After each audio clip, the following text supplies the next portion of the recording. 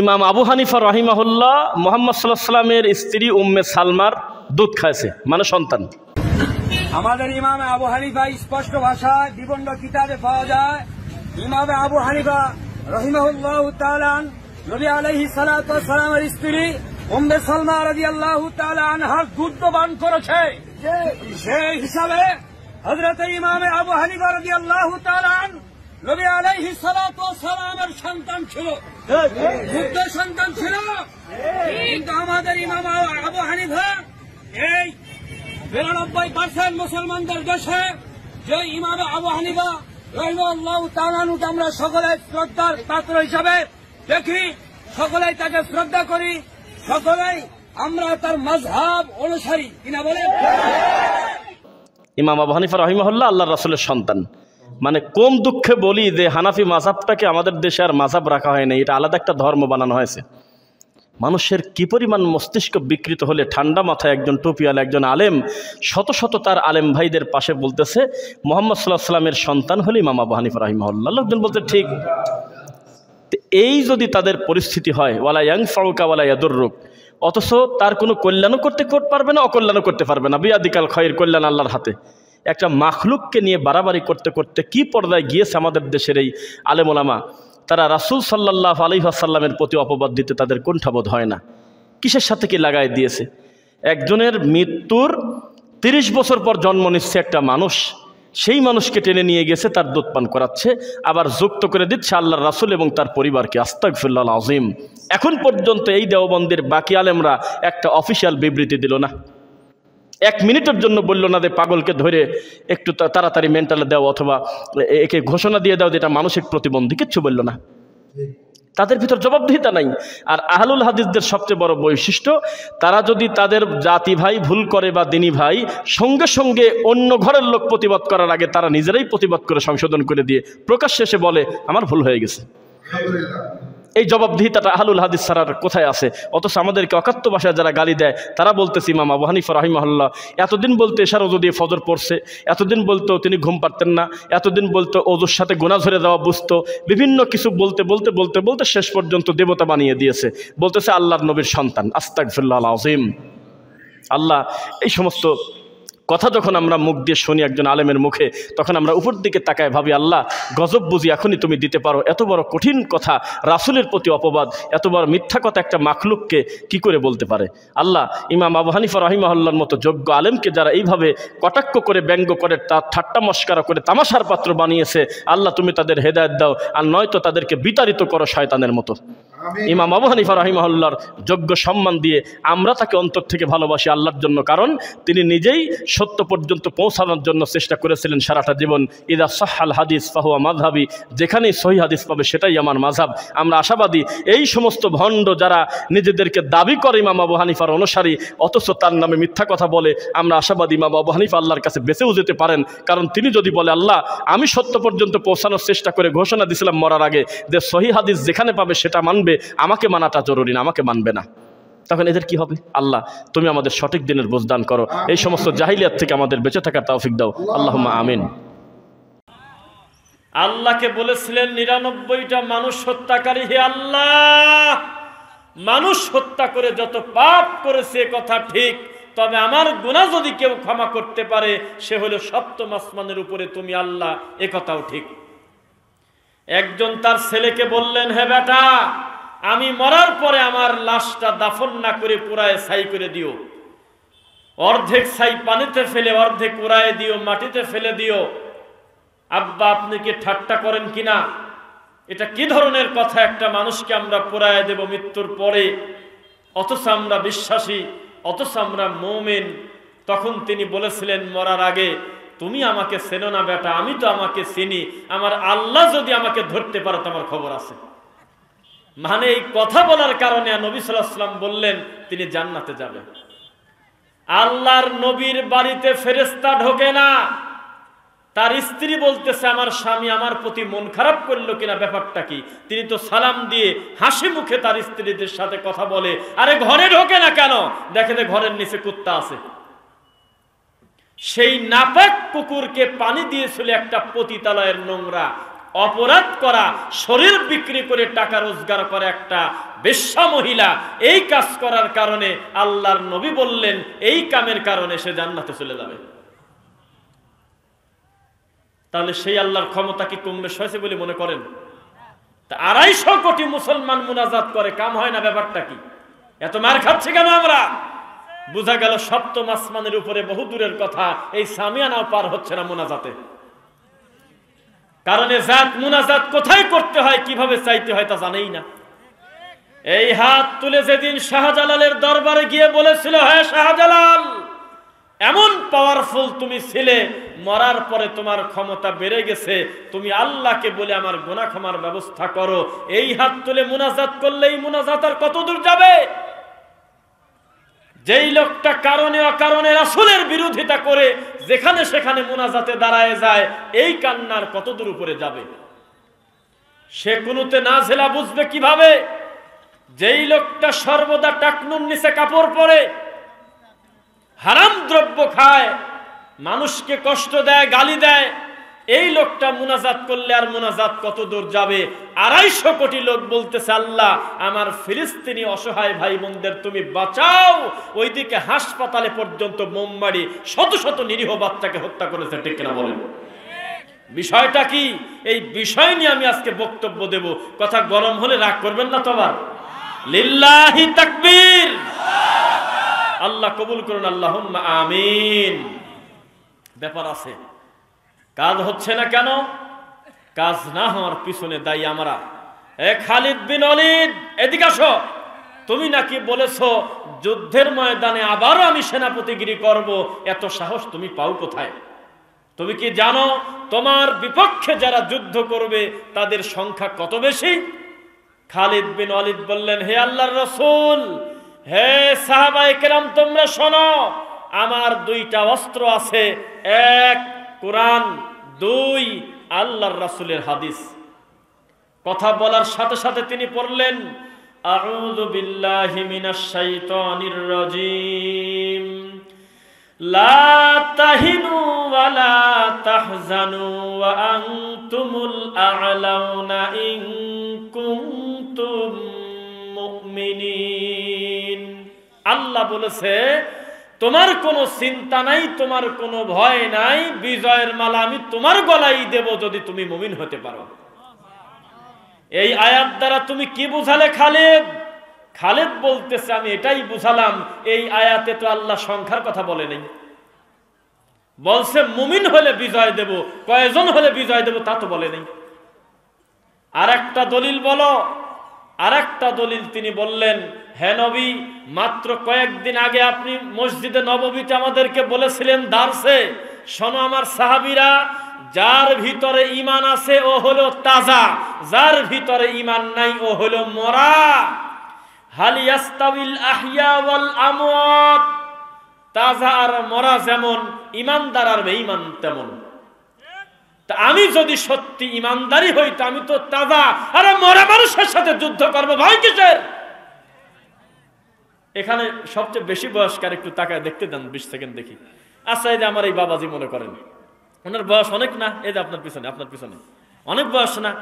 ওনার হাতে এখন একটা লাঠি দেন, আপনাদের কেন্দ্রীয় গোরস্থানে একটু মাস্তানি করে আসুক, লাঠি হাতে করে বলুক যে একটা লোক কথা বলবি তো পেটন দেব। বিপরীত দিক থেকে কোনো আওয়াজ আসবে? ওখানে উনি রাজা, কারণ এই লোকটা একা তাজা, যদিও তার বয়স 80+, কিন্তু যাদের সাথে মাস্তানি করতে গেছে তারা মরে গেছে আগেই।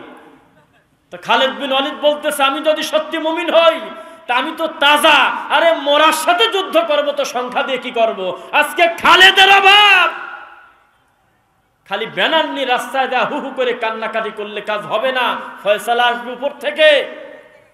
চাওয়ার দরজা বন্ধ করে দিয়েছো বিদআত করে, তাকে খুশি করার দরজা বন্ধ করে দিয়েছো শিরিক করে, তোমার মুনাজাত তো সামিয়ানাই পার হয় না।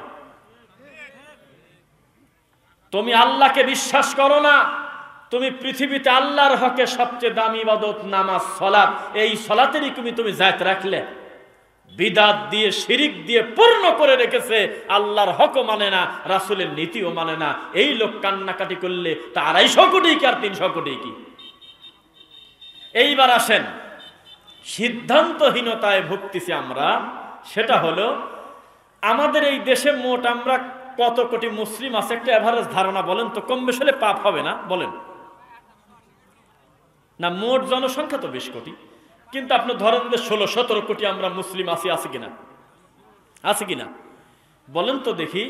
ভারত কি হিন্দু প্রধান রাষ্ট্র না মুসলিম প্রধান রাষ্ট্র? হিন্দু প্রধান রাষ্ট্র হওয়ার পরেও তাদের কোলের ভিতরে আমাদের মুসলিম যে কয়টা আছে, ওই মোট লোক এক জায়গা করলে আমাদের এই গোটা দেশের চাইতে কম না বেশি? তো ওরা হঠাৎ করে খবর পাইছে যে রাজশাহী খালি হুজুরগার ধরে মারে, আলেম ওলামা কষ্টে আছে, একটা ঝামেলা বেজে গেছে, মানুষ খুব কঠিন পরিস্থিতিতে আছে, বাংলাদেশ খুব খারাপ অবস্থায় আছে। তো তারা ইমানের জোশে তারা সহ্য করতে পারলো না, তারা হলো 16 কোটি, আমরা হলো 40 কোটি। এ তোর আয়রে, এই 40 কোটি করছে কি বর্ডার পার হয়ে ঢুকে পড়ছে। এসে তারা বলতেছে আমি আমার কোন মুসলিমের ভাইয়ের গায়ে আঘাত আমি দিতে দেব না, আমার সহ্য হয় না, আমার ভিতর থেকে রক্ত ছোটে। পৃথিবীর যে কোনো জায়গায় একজন মুমিন যদি কষ্ট পায় আর একটা মুমিনের ব্যথা লাগার কথা কিনা বলেন? তো তার খারাপ লাগছে যে মুসলমান মার খাচ্ছে বাংলাদেশে, মনে করেন ফিলিস্তিনের কথার মতো। তা ওরা ইমানের জোশে ওরা এই রাজশাহী চলে আসছে, এখান থেকে সিদ্ধান্ত নেবে যে কোন এরিয়া থেকে যুদ্ধটা শুরু করা যায়। তো তখন ওরা বললেন আপনাদের আমিরকে, কার নেতৃত্বে আপনাদের সাথে আমরা যুদ্ধে এগিয়ে যাব? আট রশি বলতেছে আমরা ফরিদপুর থেকে বলতেছি এদিকে আসেন, আমাদের থেকে বড় রশি বাংলাদেশে নাই, পীর মরে গেছে তাতে কি, পীর তো খাট রেখে গেছে, আমরা খাট পূজা পর্যন্ত করি। কথা বলতে বলতে বাম পাশ থেকে চরমনাই লাভ দিয়ে ওঠাই বেটা চুপ কর, আমরা হলো বিচারের মাঠে নৌকা চালানোর প্লেয়ার, আমরা জিকির করতে করতে লাভ দেওয়া গ্রুপ, আমাদের থেকে বেশি জোশালা মুসলমান এই বাংলাদেশে নাই। আমাদের চরমনার ওরসের দরবারে মাহফিলের সময় মানুষ কত হয় তোরা গুনতে পারবি না, তবে গাড়ি যে পরিমাণ হয় ওই পরিমাণ গাড়ি গাবতলী আর মহাখালী বাস টার্মিনালেও নাই। আটরশির কাছে কেন যাচ্ছ তোমরা? চরমনার নেতৃত্বে চলো আমরা জিহাদ করে আসি। ওই দিক থেকে আর এক গ্রুপ, তার নাম হলো জয়েনপুরি, তারা বলতে হয় বেটা এদিকে আমাদের চেহারার দিকে তাকা, আমাদের শরীরের ভিতরে হলো 2টা রক্ত আছে নবীর, ওইদিকে যাচ্ছিস কি কারণে? ওরা হলো ওহাবি, আমরা যেটা বলি সেটা শোন। এইভাবে 96টা গ্রুপ, আটরশিক বলল, চরমনাই বলল, বিভিন্ন গ্রুপ বলতে বলতে একটা ল্যাংটা দাঁড়া গেছে। একটা ল্যাংটা বলতেছে এদিকে কেন? ল্যাংটা কেন? কয় আইসি ল্যাংটা, যাবো ল্যাংটা, কাপড় পরালো কি তো পাপ করছে, আমাদের গ্রুপে আসো।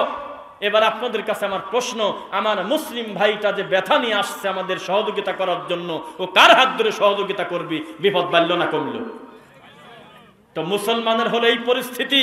এই কোরআন মাজিদের আয়াত থেকে 6236টা আয়াত কেউ তার বাপের মতো বোঝে, কেউ তার দুলাভাইয়ের মতো বোঝে, কেউ তার বড় হুজুরের মতো বোঝে, কেউ তার দাদা হুজুরের মতো বোঝে, কেউ তার পীরের মতো বোঝে, কেউ আল্লাহর রাসূলের মতো বোঝে।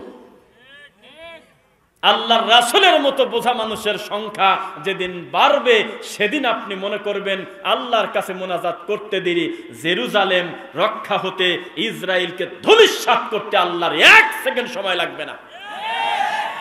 ইন্নামা আমরুহু ইযা আরাদা শাইআন আন ইয়াকুলা লাহু কুন ফায়াকুন। আল্লাহ হলো সেই জন্য আল্লাহ, যেই আল্লাহর কুন বলতে দেরি, ফায়াকুন হতে দেরি না। সেই আল্লাহর কাছে যেই 250 কোটি মুসলমান কান্না করে, 250 কোটি যে মুসলমান আপনারা বললেন, এর ভিতরে আটরশি বাদ দিয়ে না, আটরশি সহ, ওর ভিতরে শিয়া বাদ দিয়ে না, শিয়া সহ। এই যে হুজুরের মুখের দিকে তাকাবেন কিন্তু কথা শুনবেন আমারটা, যাতে ভুল গেল কিনা আপনি বুঝতে পারেন। 2 জন বসে আছে, তারা তাদের বাথরুমের টয়লেটের পাপোশে লেখছে ইয়া আবু বকর, বলেন নাউজুবিল্লাহ। অথচ তারা হজ করে, অথচ তারা নিজেদেরকে বলে মুজাহিদ, পৃথিবীর শ্রেষ্ঠ মুসলমান দাবি করে, তাদের নাম হলো শিয়া। তারা নামাজের ভিতরে বলে হে আল্লাহ আপনি আয়েশাকে ধ্বংস করেন, বলেন নাউজুবিল্লাহ। তারা তাদের বইতে লিখে রাখছে হে আল্লাহ আমাদের জীবদ্দশায় কোনোদিন যদি জিবরাইলকে আমাদের সামনে দেখা করায় দিতে, তো জিবরাইলের দাঁতই ভেঙে দিতাম আমরা। আপনি ওহী পাঠাইছিলেন হলো আবু তালেবের ছেলে আলীর কাছে, জিবরাইল পাগলামি করে মুহাম্মাদের কাছে গেল কি কারণে? এক ভুল করছে নবী মরার পরে তার লাশটা দাফন হওয়ার আগে এত কাহিনী বাদ দিয়ে সরাসরি আলীর হাত ধরে বলা যেত না, যা হবার হয়েছে, এখন তুমি হলো খলিফা। তারা তাদের বইতে লেখছে, এই 250 কোটি মুসলমানের মধ্যে তারাও আছে। রাগ করতেছেন মনে হয়। যারা বলতেছে এদিকে আসো, ইয়া আইয়ুহাল্লাযীনা আমানুত্তাকুল্লাহ ওয়া কুনু মা'আস সাদিকিন, এই সাদিকিন বলতে আল্লাহ যাদের বুঝাইছে তারা হলো ভারতের ফুরফুরার পীর। এত বড় কথা যারা বলতেছে, এই 250 কোটি মুসলিমের ভিতরে তারা আছে না নাই? বোঝা যাচ্ছে নাকি? তাহলে এই 250 কোটি মুসলিমের অবস্থা হলো সরিষার তেল, পেট্রোল, পাম অয়েল, নারিকেল, অকটেন, ডিজেল, গ্যাস সব কিছু মিশে জগা খিচুড়ি হয়েছে, এর নাম হলো 250 কোটি। বোঝা যাচ্ছে? এই 250 কোটি আল্লাহ চান নাই। আল্লাহ সংখ্যার বিবেচনাকে সত্যের মাপকাঠি বলে নাই। 12 নম্বর সূরা, সূরা ইউসুফ, নবীর নামে সূরা, আয়াত সংখ্যা 106। আউযু বিল্লাহি মিনাশ শাইতানির রাজীম। ওয়া মা ইউমিনু আকসারুহুম বিল্লাহ ইল্লা ওয়া হুম মুশরিকুন। আল্লাহ বলে তারা অধিকাংশ ঈমান আনছে, ঈমানের দাবি করে, ইল্লা ওয়া হুম মুশরিকুন, এর পরেও তারা শিরক করে, মুশরিক। বোঝা কি যাচ্ছে আপনাদের? বলেছে লা ইলাহা ইল্লাল্লাহ, কোন কালে ঈমান বেঁচে খাইছে জানেই না, এখনো আল্লামা হয়েই রয়েছে। অথচ যেদিন থেকে তাবিজ বিক্রি করা শুরু করেছে, যেদিন থেকে মানুষের কাছে ছেলে চেয়েছে, যেদিন থেকে মিলাদ পড়া, নবীকে হাজির নাজির বলা, নবীকে নূরের তৈরি বলা, আল্লাহকে সব সময় তার কলবে ভাবা, এই কথা যেদিন থেকে বিশ্বাস করেছে, সেদিন থেকে তার লা ইলাহা ইল্লাল্লাহ অটো কাটা, এখনো সে বুঝতে পারে নাই। এখনো মানুষ জাদুতে আছে। এদের 9-এ পড়াইছে হুজুর, তাকান এদিকে, যদিও কামেলে ক্লাস নেয়, মিশকাতুল মাসাবি হলো 9-10 এই পড়ায় বাচ্চাদের। সেখানে একটা হাদিস, আল্লাহর নবী একটা জায়গা দিয়ে যাচ্ছে, হঠাৎ দেখে যে মানুষ একটু ডান বামও হয় না, একেবারে সেই রকম ভাবে আকৃষ্ট হয়ে একটা লোকের কবিতা শুনতেছে, বক্তব্য শুনতেছে। আল্লাহর নবী ভাব দেখে তিনি বললেন, ইন্না মিনাল বায়ানি লা সিহর, নিশ্চয়ই এই বক্তব্যে জাদু আছে। বক্তব্যে জাদু থাকে না? আপনারা কি সবাই বক্তব্যে জাদু দেখবেন না শুনবেন? আমি একটা জিনিস দেখাবো, শুনবেন না দেখবেন? তাহলে আমাকে একটু সময় দেন। আমি সে বক্তাকে চিনিও না, তার নামও বলবো না, আপনি শুধু একটু দেখবেন যে মানুষের বক্তব্যে যে জাদু থাকে তার একটা প্রমাণ আমি আপনাকে দেই। আপনি আশ্চর্য হবেন যে কেন লক্ষ লক্ষ মানুষ পথভ্রষ্ট হচ্ছে, কেন মানুষ তাদের কথায় কান দিয়ে, একটু খেয়াল করবেন। কোথায়? হ্যাঁ, একটু খেয়াল শোনেন শুধু, যে আসলে জাদু কাকে বলে।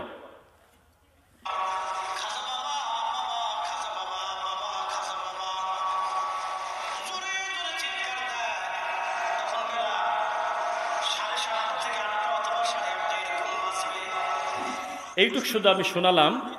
একজন ব্যক্তিকে ডাক দিচ্ছে যে খাজা বাবা, বাবা খাজা বাবা, এত মিষ্টি করে টানটা দিচ্ছে, 4 মিনিটের ভিতরে বাবার গেঞ্জি গায়ে দেওয়া, টুপি মাথায় দেওয়া, খেতা গায়ে দিয়ে ঘোরায়, সাধারণ কথা বলতেছে, আর সামনে লাখ লাখ শ্রোতা আবেগে কাঁদতেছে।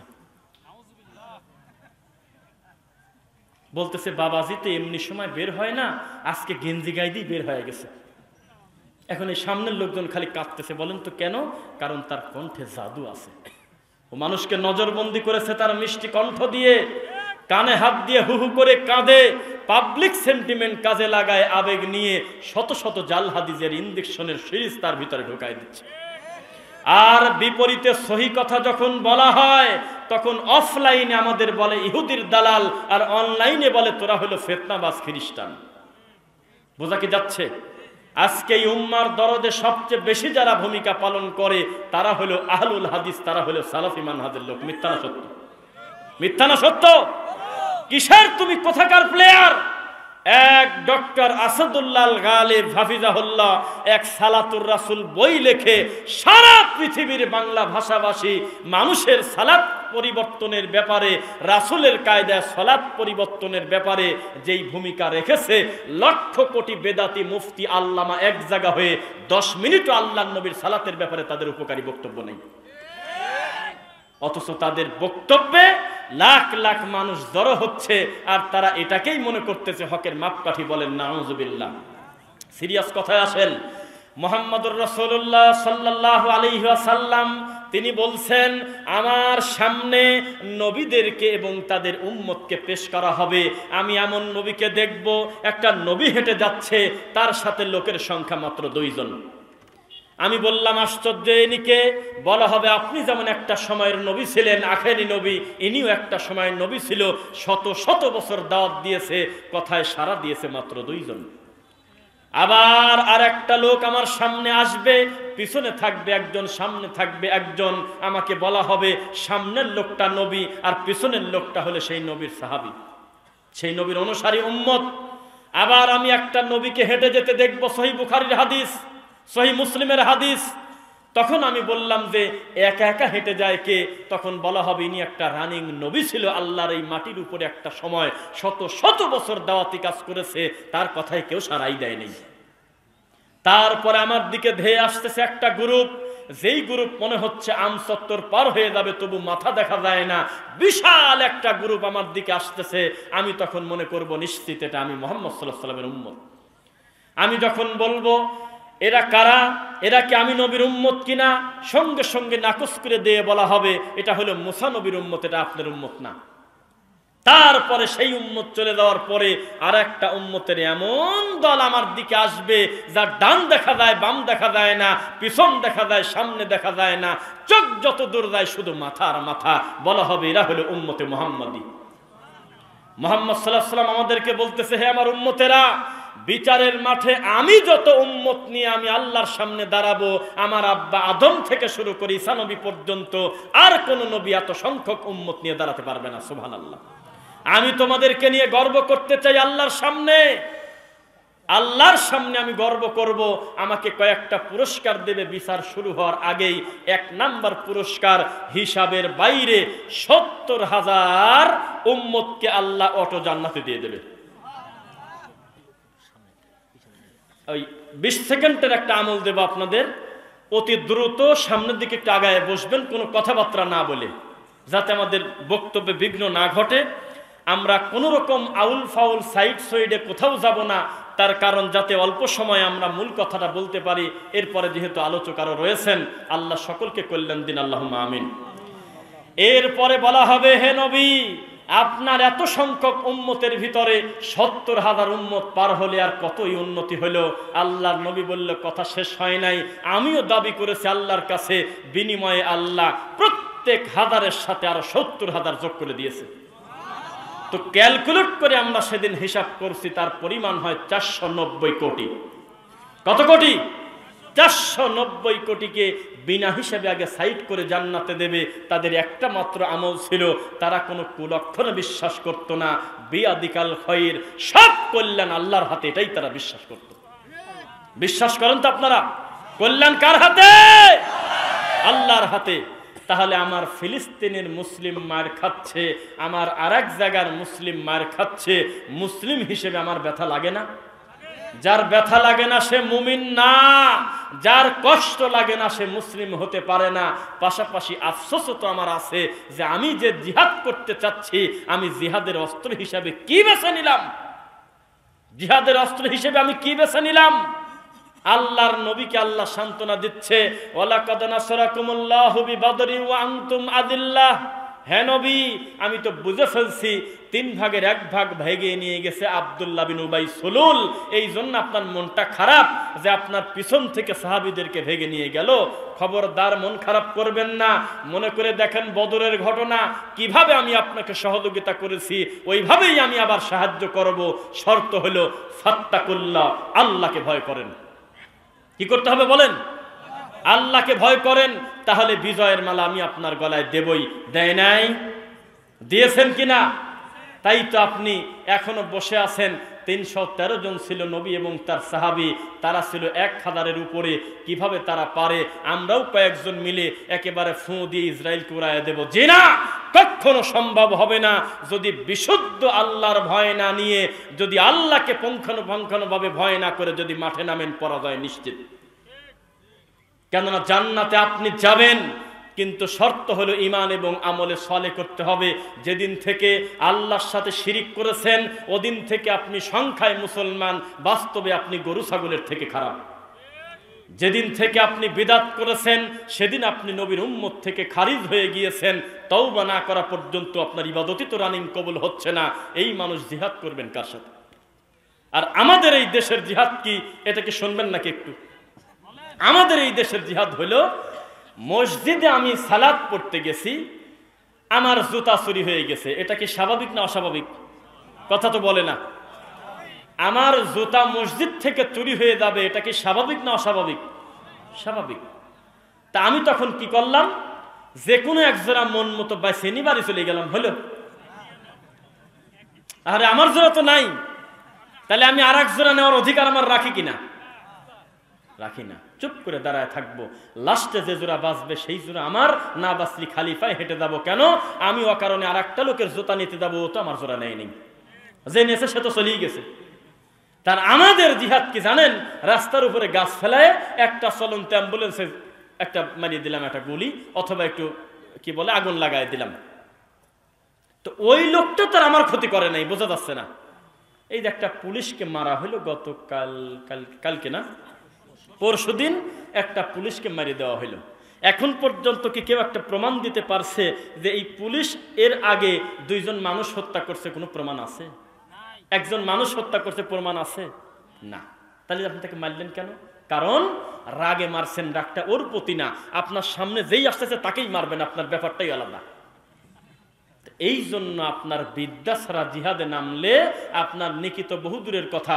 আরে নবী সাল্লাল্লাহু আলাইহি ওয়াসাল্লাম বললেন, আল্লাহর রাস্তায় জীবন দিয়ে দিল এমন ব্যক্তিও জাহান্নামে যেতে পারে তাকব্বুরি থাকার কারণে, তার নিয়তের ত্রুটি থাকার কারণে।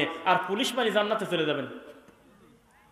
আপনার ভাইকে যে মেরেছে সে এই পুলিশ ছিল না, অন্য দলের আরেকজন ছিল।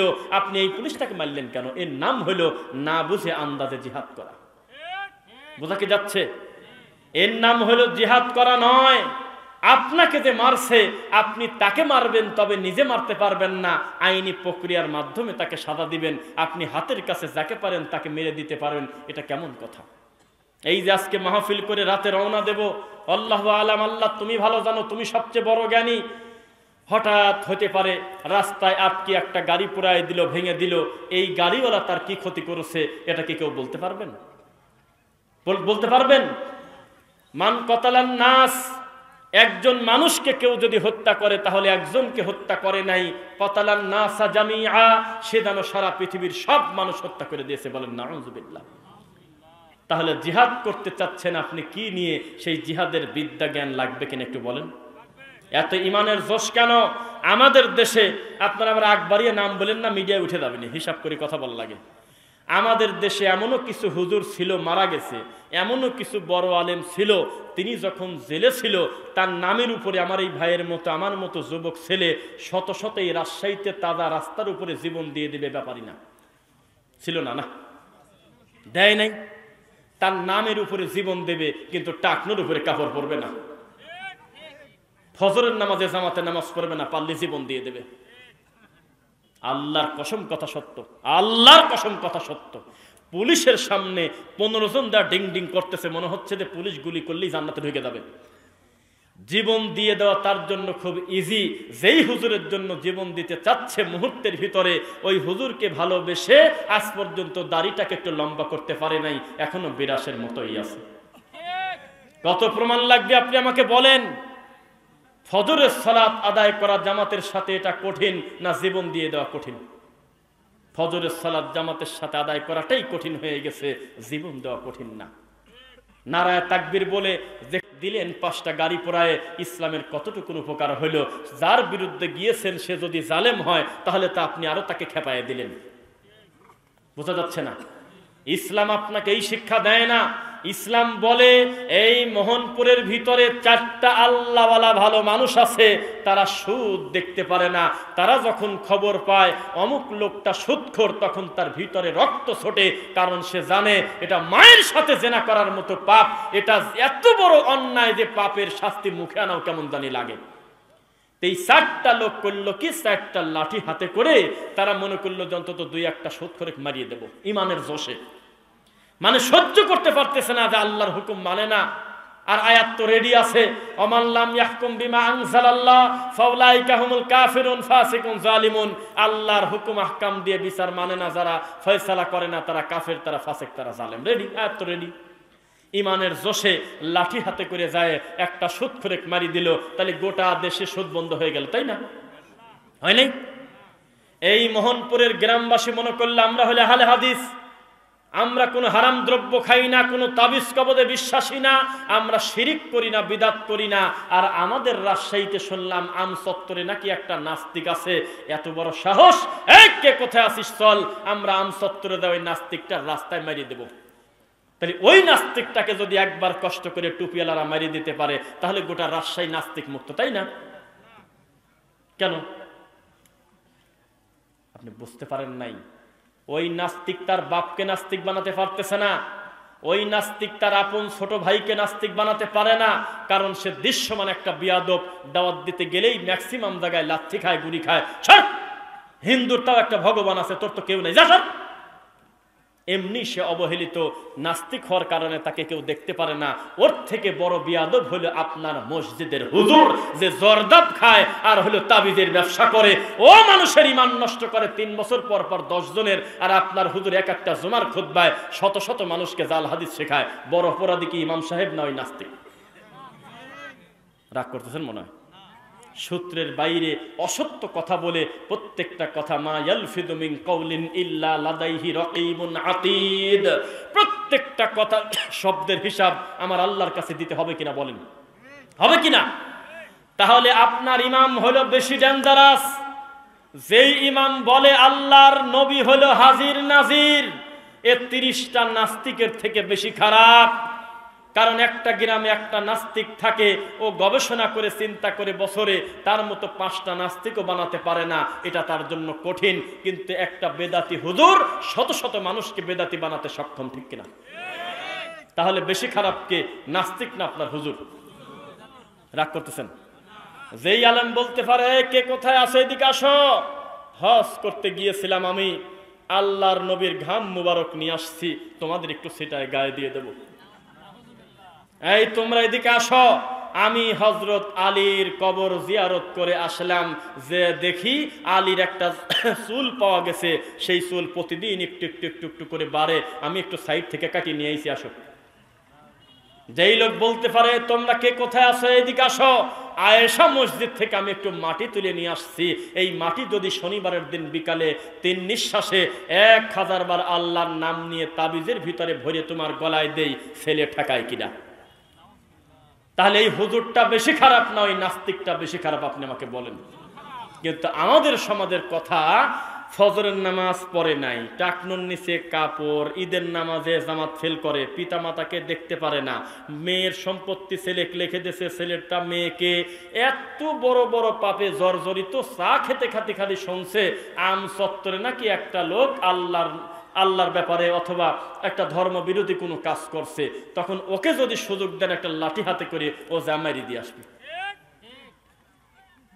ও বুঝতে পারতেছে না, ও বুঝতে পারতেছে না যে এটা ব্যক্তির দায়িত্ব না, এটা পার্সোনালি ওই ব্যক্তিকে বলা হয় নাই তুমি বেছে বেছে নাস্তিককে হত্যা করে দাও। অবশ্যই সে বড় পাপী। ইসলামী শরিয়া থাকলে আমার রাসূলের ব্যাপারে একটু কটু মন্তব্য করলে এই দুনিয়াতে তার বেঁচে থাকার অধিকার নাই। আল্লাহর কসম, আল্লাহর কসম করে বলতেছি, একটা সাহাবী পেটের মধ্যে ছুরি ভরে দিয়ে মহিলাকে মারিয়ে দিয়ে আসি, বলতেছে আল্লাহর নবী এরকম একটা কাম করলাম। আল্লাহর কসম আল্লাহর নবী বলে নাই যে তুমি পাপ করছো, বলেই নাই, কিচ্ছু বলে নাই। তার মানে প্রমাণ হয় আমার নবীকে নিয়ে ব্যঙ্গ করলে, কটূক্তি করলে তার বেঁচে থাকার অধিকার দুনিয়াতে নাই। এটা সত্য, আমরা মানি। কিন্তু আপনি আল্লাহকে মানবেন না, বিদআত করবেন, শিরিক করবেন, তাওহীদ হত্যা করবেন, এই মানুষটা কান্নাকাটি করে আর কতদূর কি হবে? ফিরে আসেন সেই কথায়, আবু বকর রাদিয়াল্লাহু আনহু বসে আছেন হলো উটের উপরে। হঠাৎ করে উটের এই নাকের রশিটা খুলে খুলে একটু পরে পরে যায়। আবু বকর রাদিয়াল্লাহু আনহু করলেন কি জানেন, এই ডান হাত দিয়ে উটের পায়ের উপরে হালকা করে গুতা মারে। গুতা মারার সাথে সাথে উটের একটা ধর্ম আস্তে করে একটু কাঁদতে হবে, বসে যাবে। আমার মালিকের মনে হয় কিছু দরকার। গরু যাচ্ছে ওই জায়গায়, গরু এখান থেকে মালিক বলতেছে হাস, হাই কি রকম বলে, ওর ভাষা বুঝে ফেলে, বামে যায় ডানে যায়, মিথ্যা না সত্য। আবু বকর যখন ঘোড়ার উপরে উটের উপরে গুতা মারে তখন উটটা বসে যায়, তখন ওই দড়িটা তুলে আবার নাকে পরায় দেয়। এইরকম ঘটনা 2-3 বার হওয়ার পর সাহাবায়ে কেরাম আপত্তি জানালেন, সুবহানাল্লাহ, আবু বকর আপনি কি করতেছেন?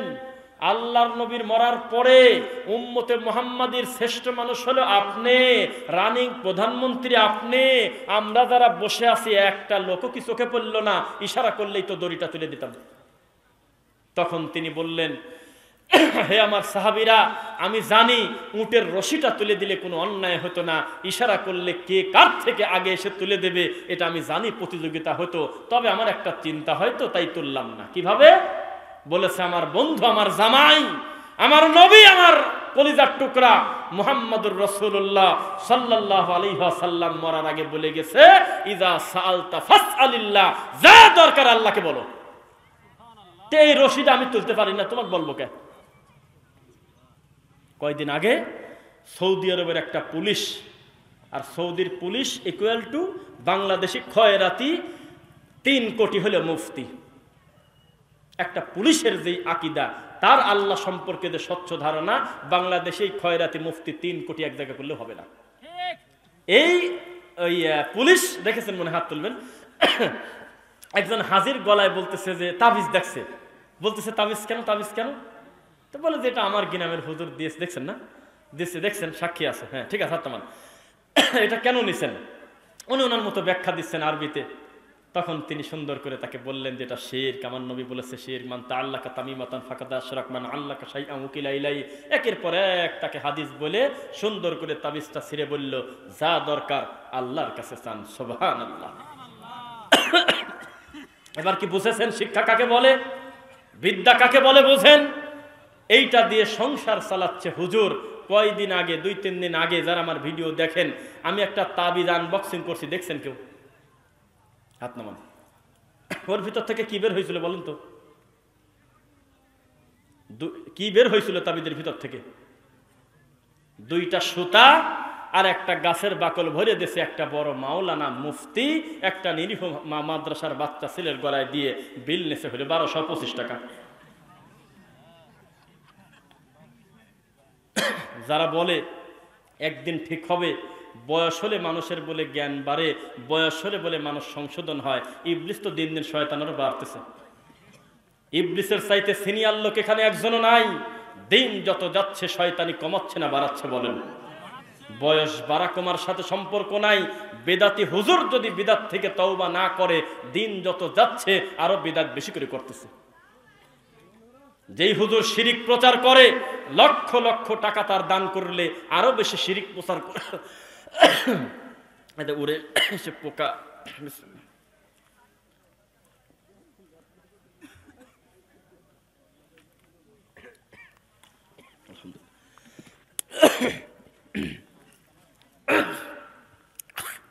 গালে পোকা।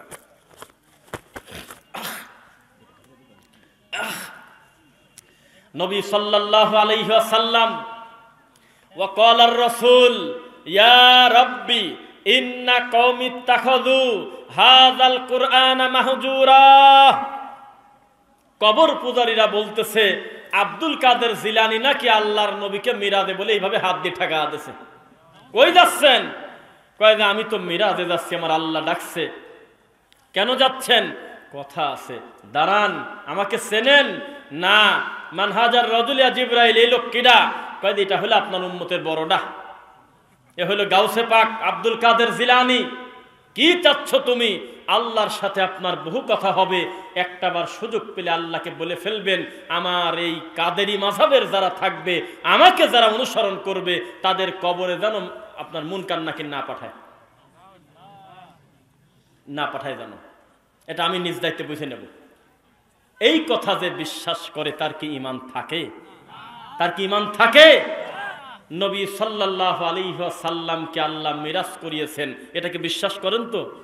ফিলিস্তিনের বিষয়ে যেহেতু কথা বলতেছিলাম, এবার একটু শোনেন। আল্লাহর কসম করে বলি, একজন মুমিন যদি আমার এই লাস্টের এই কথাগুলো যদি একটু খেয়াল করে শোনে, তাহলে বাইতুল মুকাদ্দাস যে জিনিসটা কি একটা স্বচ্ছ ধারণা আসবে বলে আমি আশাবাদী ইনশাআল্লাহ। সায়াকুলুস সুফাহাউ মিনান নাস মা ওয়াল্লাহুম আন কিবলাতিহিমুল্লাতী কানু আলাইহা কুল লিল্লাহিল মাশরিকু ওয়াল মাগরিব। হে নবী, দেখবেন না অচিরেই কিছু মুনাফিকের জাত, কিছু কাফেররা আপনাকে বলবে যে মুসলমানদের হইল কি, একবার এই দিক তাকা নামাজ পড়ে, একবার ওই দিক তাকা নামাজ পড়ে। তখন আপনি জবাব দেন লিল্লাহিল মাশরিকু ওয়াল মাগরিব, পূর্বও যে আল্লাহর, পশ্চিমও সে আল্লাহর, তোমাদের মাথা ব্যথা কিসের? সুবহানাল্লাহ। সর্বপ্রথম কেবলা ছিল আল্লাহর রাসূলের কোনটা বলেন তো দেখি?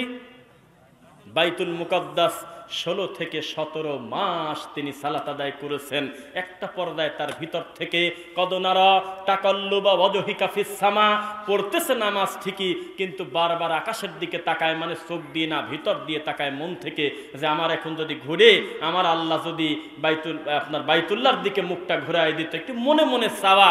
আল্লাহ বললেন ওয়াহাইসুমা কুনতুম ফাওয়াল্লু ওয়ুজুহাকুম শাতারা, হে নবী, পরিস্থিতি যেমনই রয়েছে বাকি নামাজটুকু আপনি বাইতুল্লাহর দিক করে ফেলেন। সুবহানাল্লাহ। এটা হলো সেই বাইতুল মুকাদ্দাস যেটা ইব্রাহিম আলাইহিস সালাম তৈরি করেছিলেন। পরবর্তীতে সুলাইমান আলাইহিস সালাম, দাউদ আলাইহিস সালাম, সুলাইমান আলাইহিস সালাম নির্মাণ করে আল্লাহর কাছে 3টা জিনিস চেয়েছিল। সংক্ষেপে সিরিয়ালে বলতেই থাকবো, আর আপনি আমার দিকে খালি তাকাবেন ইনশাআল্লাহ। এরপরে বাইতুল মুকাদ্দাস, ইসরাইল যে নাম আপনারা জানতেছেন, এই নামটা কিন্তু খারাপ না, নামটা কিন্তু ভালো। কারণ এই নামটা একটা নবীর নামের নাম হলো ইয়াকুব আলাইহিস সালামকে বলা হতো ইসরাইল, কি বলা হতো? আর তার ছেলেদেরকে বলা হতো, সন্তানদেরকে বানু ইসরাইল, মানে ইসরাইলের ছেলে পেলে। অথচ এখন পরিস্থিতি এমন, ইসরাইল কথাটা লিখতে ফেসবুকে সরাসরি লিখলে ফেসবুক বন্ধ করে দিতে পারে। রস্যই লেখে 2-1টা ফোঁটা দিয়ে, তারপর দন্ত স, তারপর কিছু ফোঁটা দিয়ে রয়াকার, তারপর কিছু ফোঁটা দিয়ে রস্যই, তারপর কিছু ফোঁটা দিয়ে ল, সত্য না মিথ্যা? অথচ সূরা বানী ইসরাইল আছে না, 17 নম্বর সূরা, এত সুন্দর একটা নাম এখন হয়ে গেছে এমন শব্দ যে আপনি লিখতেও পারবেন না। সেই নবীর নামে নাম ইসরাইল। সেই ইসরাইল সম্পর্কে আপনার একটি কথা, আল্লাহর নবী কিন্তু সরাসরি আয়েশার ঘর থেকে মিরাজে যায় নাই। আল্লাহ তাকে প্রথমে নিয়েছে বাইতুল মুকাদ্দাস, সেখানে তিনি গিয়েছে, সেখানে তিনি নবীদের ইমামতি করায়, সালাত আদায় করাইছে। আলহামদুলিল্লাহ। সুবহানাল্লাযী আসরা বিআবদিহি লাইলাম মিনাল মাসজিদিল হারাম ইলাল মাসজিদিল আকসাল্লাযী বারাকনা হাওলাহু লিনুরিয়াহু মিন আয়াতিনা। আছে 17 নম্বর সূরা, সূরা বানী ইসরাইলের প্রথম আয়াত। আমি আমার নবীকে মসজিদে হারাম থেকে মসজিদে আকসায় প্রথমে আমি নেই, সেখানে গিয়ে অনেক কর্মকাণ্ড হয়, নবীদের সাথে পরিচিত হয়ে সালাত আদায় করা হয়, তারপর আমি ইচ্ছা করেছি একবার উপরে নিয়ে গেছি। তাহলে এই মসজিদের মর্যাদা আছে কিনা? এই মসজিদের সম্মান আছে কিনা? এই মসজিদের সম্মান এত বেশি যে এই মসজিদেই আবার মিরাজ থেকে এসে প্রথমে জমা হয়। সুবহানাল্লাহ। এখন আজকে যারা দখল করে আছে, আপনি বিশ্বাস করবেন কিনা, তারা ওখানকার মানুষই না, তারা জবরদখল করে তারা এখানে রয়েছে। যেমনটা একটা উদাহরণ দেই, পাবনার আমার এক বন্ধু আমার এই বক্তব্য শুনবে, তবে লজ্জা পাবেন, হয়তো হাসবে বা এই লাগবে, আমি নাম বলবো না। আমার এই বন্ধু ইমামতি করতে করতে তিনি 40 দিনের ইসলামিক ফাউন্ডেশনের একটা ট্রেনিংয়ে চলে যায় না এরকম হুজুররা? তো কমিটির লোক বলছে, ভালো, আপনি ট্রেনিংয়ে যাচ্ছেন, তবে যাওয়ার আগে একজন হুজুরকে রেখে দেন যিনি 40 দিন চালাতে পারে, ঠিক কিনা? 40 দিন উনি চালানোর কথা বলে তাকে রেখে ও রাজশাহী চলে আসছে বোর্ডে। এসে 40 দিন পরীক্ষা নিরীক্ষা শেষ করে, ফাউন্ডেশন শেষ করে, শুক্রবারে জুমার নামাজ পড়াবো বলে গেছে, যায় দেখে অন্য দিন 12:30টায় খুতবা শুরু, আজকে 12:20 ইমাম দাঁড়ায় গেছে। তো মনে করলে হতে পারে হয়তো ব্যস্ততার কারণে বা এই সেই নামাজটা আগে হোক। নামাজ হওয়ার পর দেখে মিলাদ হয়, কত কিছু হয়, মুনাজাত হয়, আরো কত কাজ কাম হয়, সভাপতি এদিকে আসে, সেক্রেটারি এদিকে যায়, কেশিয়ার টাকা গনে, কেউ আমার সাথে কথা কয় না, আমাকে নেই না। 40টা দিন একটা লোককে আমানতের দায়িত্ব দিয়ে যাওয়ার কারণে পরিস্থিতি এমন হয়েছে, ওই মনে হয় মূল ইমাম আর ও হলো বেড়াতে আসছে, মনে হয় বেড়াতে রিফুজি। তা আজকে যারা আমার মুসলিম ভাই বোনদেরকে কষ্ট দিচ্ছে তারা মূলত এই জায়গার মানুষই না, তারা অন্য অন্য জায়গা থেকে এসে এসে তারা দখলদারিত্ব করে আজকে গোটা অমুসলিম তাদের নিয়ন্ত্রণে। আপনি মনে করতেছেন দেখতে সংখ্যায় মনে হয় কম ইহুদি, এরা শুধুই কয়জন? জি না, ওদের পরিকল্পনায় সারা পৃথিবীর অমুসলিম নাচে। আজকে 1000 মুসলিম মারা গেলে জাতিসংঘ বলে আমরা 30 সদস্যের কমিটি গঠন করে একটা আলোচনা করে দেখতে পারি কি করা যায়। আর অমুসলিম একটা কুত্তা মারা গেলে তাদের সহ্য হয় না, চিৎকার দিয়ে তারা মানবাধিকার লঙ্ঘন বলে তারা মিছিল মিটিং করে। মিথ্যা না সত্য? মুসলিমের রক্তে কোনো দাম নাই। আর এই মুসলমান জাতি এত খারাপ, এখনো পর্যন্ত এরা সিদ্ধান্ত নিতে পারে নাই যে নবী নূরের তৈরি না মাটির তৈরি। এখনো তারা সিদ্ধান্ত নিতে পারে নাই মিলাদকে দাঁড়া পড়বো না বসে পড়বো, ওদিকে তারা গোড়া কাটি দিচ্ছে ইসলামের। এটা হলো সেই পরিস্থিতি।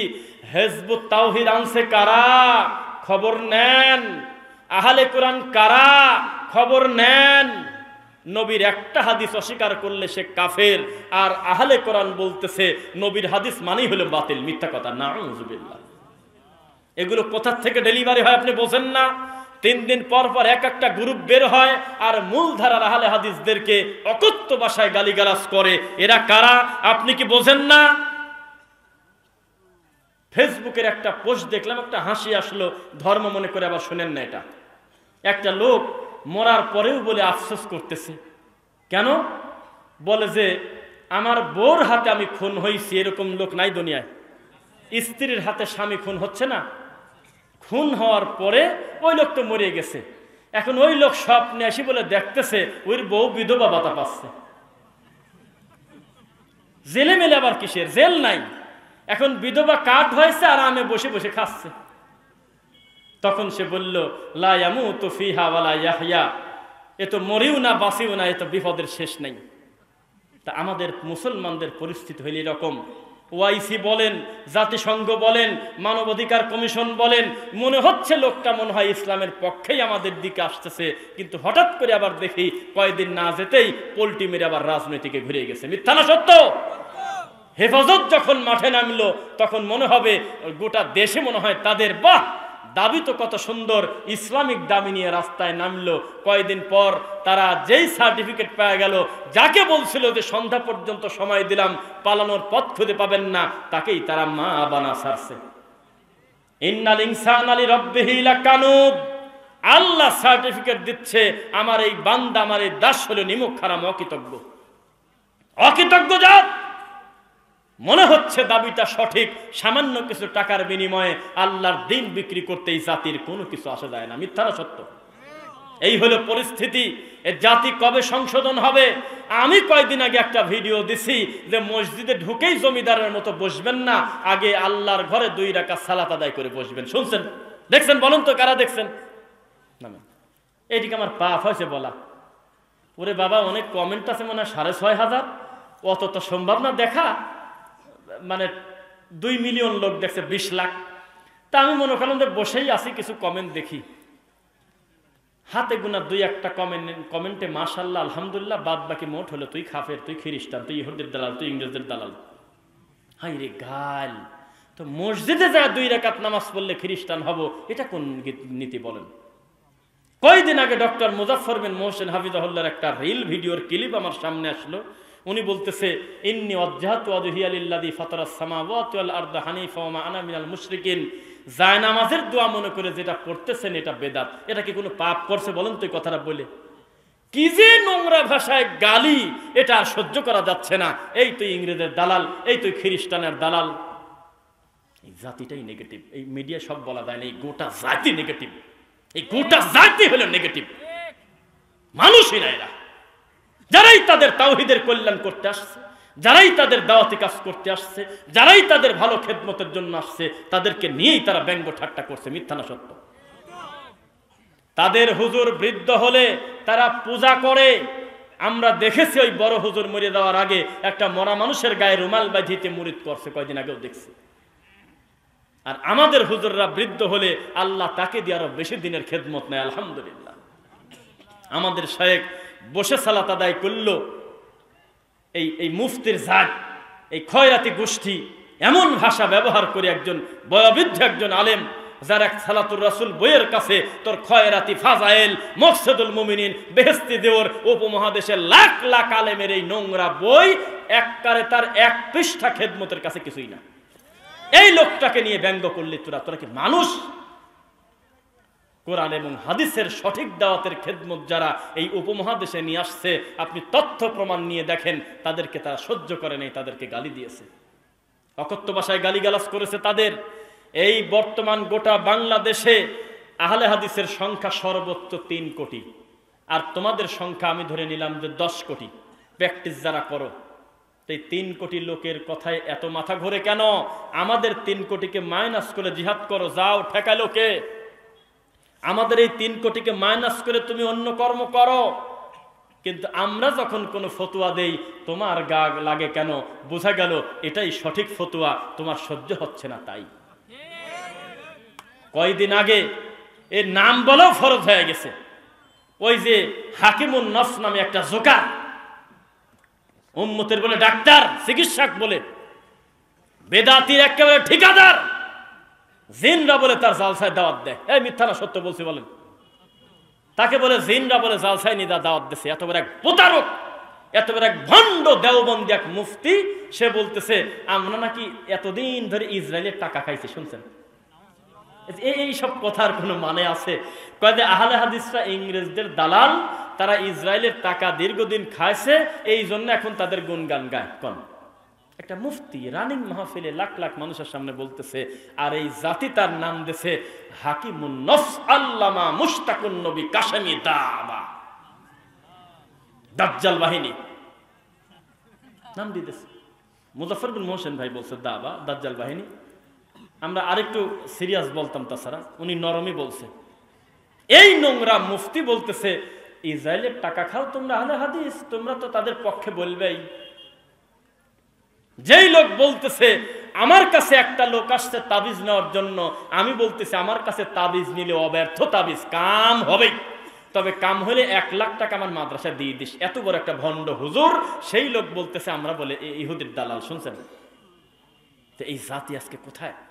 তাদেরকে নিতে আমি কিছু বলবো না, আপনারা থেকে অনুমতি নেব। বলেন তো ওই হুজুরকে যদি আশপাশে কোথাও আনতে চান, 50,000 টাকার বেশি লাগবে না কম লাগবে? ও করছে 1 লাখের কাছাকাছি।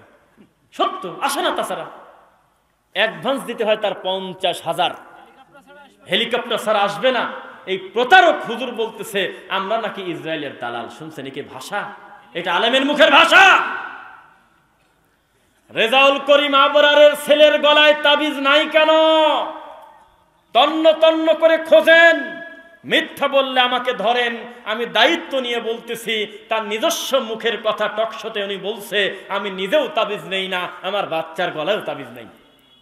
সেই লোক তাবিজ টিকানোর জন্য আজকের যিনি আলোচক মুফতি মুআজ্জম হোসেন সাইফি, তার সাথে ডিবেট করে গোটা জাতির সামনে তাবিজ ঠেকাতে চাইল কেন? তাবিজকে টিকানোর জন্য এত মেহনত কেন? কারণ এই মেহনতটা হলো সরমুনার এই পীর ঠাকুরকে প্রতিষ্ঠিত করার, কিছুই না, ইসলামের কোনো বিষয় না। এটা তার বাবা কেন্দ্রিক ধর্ম বোঝার কারণে তাবিজের মতো একটা নোংরা জিনিসকে প্রতিষ্ঠিত করার জন্য আমাদের এই দেশে বাহাস পর্যন্ত হয়েছে। সত্য না মিথ্যা? অথচ তার নিজের গলায় তাবিজ নাই। আমি বলে দিলাম, আপনি প্রমাণ দেন যে তার গলায় আছে, আপনি বলেন। সে নিজেও জানে এগুলো শয়তানি, কিন্তু ধর্মটাকে বাবা কেন্দ্রিক বোঝার কারণে আজকে চাইলেও সে সব হক কথা বলতে পারতেছে না। বোঝা কি যাচ্ছে? কোরআন এবং হাদিস আপনার মন মতো বুঝলে হবে না। নবী সাল্লাল্লাহু আলাইহি ওয়াসাল্লাম এবং তার সাহাবায়ে কেরাম যেভাবে বুঝেছে ওইভাবে তাকে বুঝতে হবে। বোঝা কি যাচ্ছে? মুফতি মুআজ্জম হোসেন সাইফি হাফিজাহুল্লাহ যখন ওই টকশোতে আপনার এই আবরারকে যখন উদ্দেশ্যে বলেছিলেন বাহাসের শুরুতে আপনার সাথে দুইটা কথা, মুসলমানের দলিল শুরু হবে আল্লাহ বলেছেন, 2 নাম্বার দলিল শুরু হবে নবী বলেছেন, তারপরে বাকি কথা শর্তে রাজি হলে আলোচনা শুরু করেন। প্রথমেই যদি বলেন যে কাকা বলছে, দাদা বলছে, ওই আব্বা হুজুর বলছে, সরমুনার কিতাবে পাইছি, আশরাফ আলী থানভী বলছে, তালি মানবো না, তখন আবরারের মুখের অবস্থা কেমন ছিল আপনারা বলেন তো দেখি। মুখটাই শুকে গেল। বাস্তবতা এরকমই। আল্লাহ সুবহানাহু ওয়া তাআলা আমাদের দিনের সঠিক জ্ঞান অর্জন করার তৌফিক দিক, বলেন আমিন। আমার একটা আদব কিনা আমি জানি না, আমার একটা গতি, আমার পরে কোনো আলোচক যদি থাকে তাকে 3 মিনিট বসায় রাখছে, এই গতি আমাকে আল্লাহ দেখায় নাই, বা হয়তো সামনেও হবে না। একেবারে মিম নুনজের মিন, তারপরেই আবার সমস্যা হলো রর উপরে তাসদিদ, সমস্যা না মানে রর উপরে তাসদিদ, তাহলে এই নুন লেখায় আছে আর পড়ায় আসবে না, তখন এই মিম যা ডাইরেক্ট ধরবে মিম রজের মির, তার মানে নুনটা এখন হাইড হয়ে যাবে, যদিও দেখা যাচ্ছে, তবে তার কর্ম শেষ, তাসদিদের দায়িত্ব হয়ে গেছে মির রব্বিক। একটু পরে দেখবেন আল্লাহ সুবহানাহু ওয়া তাআলা যে কথাগুলো এতক্ষণ বললাম, আল্লাহ আমি মানুষ, আমার ভুলভ্রান্তি হলে তুমি ক্ষমা করো, আমাদের এই ভালো কথাগুলো আগে আমাকে এবং যারা শুনলো তুমি সকলকে আমল করার তৌফিক দাও, বলেন আমিন। আল্লাহ সুবহানাহু ওয়া তাআলা এত সুন্দর একটি মাঠ ভর্তি সুন্দর পরিবেশ, মাত্র 1 ঘন্টা আগেও মনে হলো এই মাঠে লোকজন কিভাবে আসবে, এই জায়গা এত জায়গা পড়ে আছে, মানুষ কোথায়? আজকে এই মানুষগুলো কোরআন শোনার জন্য, হাদিস শোনার জন্য এভাবে জমা হয়েছে। আল্লাহর কাছে আমরা আশাবাদী, আল্লাহ আমাদের মৃত্যুর সময় আমাদের মুখের শেষ বাক্য যেন হয় লা ইলাহা ইল্লাল্লাহ। আল্লাহ আমাদের সকলকে কবুল করুন, আল্লাহুম্মা আমিন। আসসালামু আলাইকুম ওয়া রাহমাতুল্লাহি ওয়া বারাকাতুহু। আলহামদুলিল্লাহ।